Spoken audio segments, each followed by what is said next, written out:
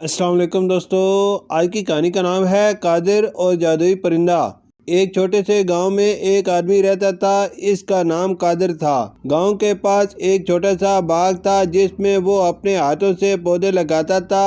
ایک دن قادر کے باغ میں ایک چھوٹا سا پودا اگا۔ قادر نے اس پودے کی دیکھ بھال کی اور دیکھتے ہی دیکھتے وہ پودا ایک بڑے درخت میں تبدیل ہو گیا۔ درخت پر ایک پھل لگا جو بہت ہی خوبصورت تھا۔ قادر نے سوچا کہ یہ پھل شاید کوئی عام پھل نہیں ہے۔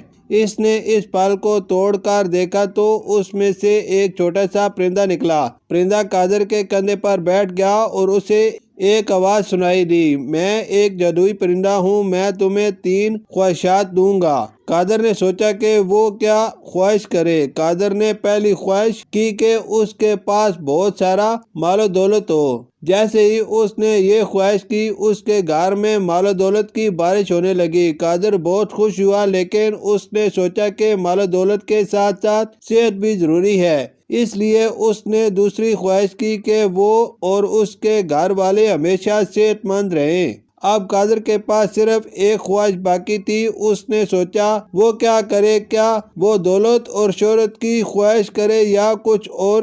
اسی وقت ایک فقیر قادر کے گھر آیا اور اس سے کچھ کھانے کو مانگا۔